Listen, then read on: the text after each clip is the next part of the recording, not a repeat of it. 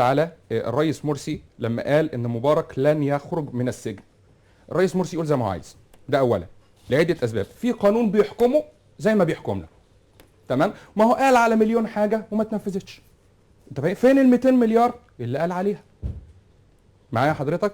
فين شال النائب العام وما اتشالش؟ فين عوده مجلس الشعب؟ فما ندقش يعني. انت فاهمني؟ هو رئيس جمهوريه ملتزم بلوائح بتحكمه بالتعامل مع هذا الشعب. الاول طلعوا شعار جميل جدا كلنا ايدناه وكلنا معاه: عيش، حريه، عداله اجتماعيه. فين العيش؟ مفيش. فين الحريه؟ قفل جرايد وحبس توفيق عكاشه ومش عارف ايه. دي الحريه. معلش الصوت مش واضح. انا ابو كيرو. اهلا بيك اهلا بيك. طيب سياده اللواء فخلاص هيجي معلش. اتفضل حضرتك. ده هو حد بيقول اسمه ابو كيرو. اتفضل حضرتك. لا انا اسمي ابو كيرو مش سياده اللواء. اهلا بيك ابو كيرو. ماشي سياده اللواء كان قبليك معلش. اهلا بيك. اهلا بمعاليك. اتفضل حضرتك بقى.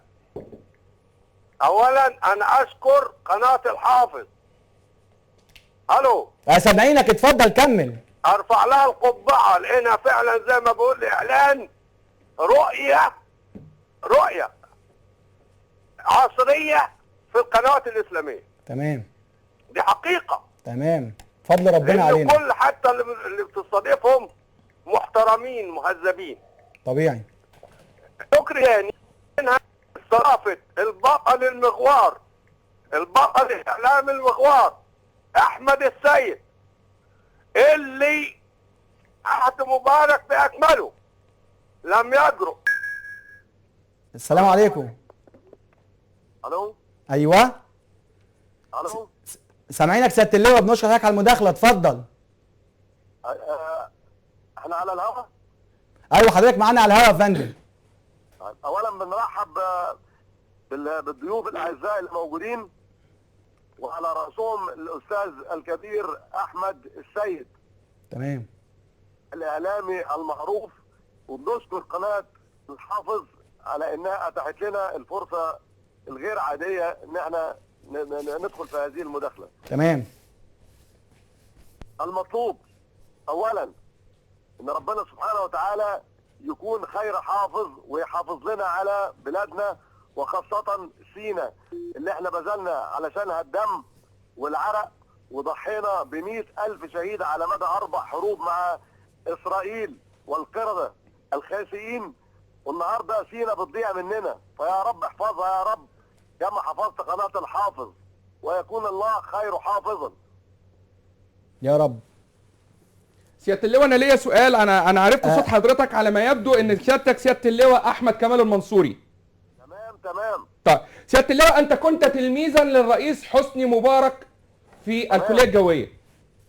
عايزك تكلمنا بعد اذنك يا استاذ هاني، يعني انا عارف ان انا بتعدى على تخصصك، انا اسف، بس عايزك تكلمني عن حسني مبارك اللي انت عاشرته. اولا لازم ما يغماش علينا كده ونزور التاريخ. التاريخ لا يزور. ممكن الجغرافيا تتزور وتحتل الاراضي، لكن التاريخ عمره ما هيتزور وهيظل قائما.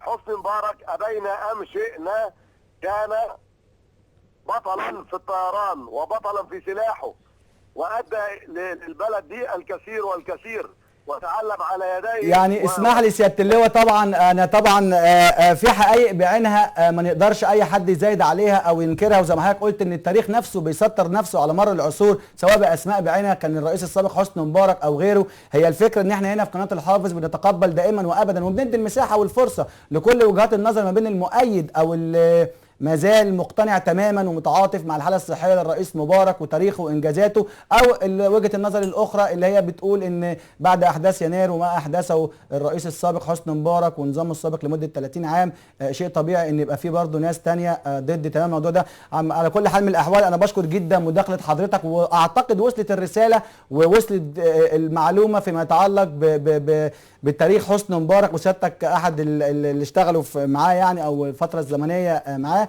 فبنشكر حضرتك جدا على المداخله. انا اسمحوا لي معلش معانا فيديو نطلع نشوف وارجع لك فيديو ونرجع نطلع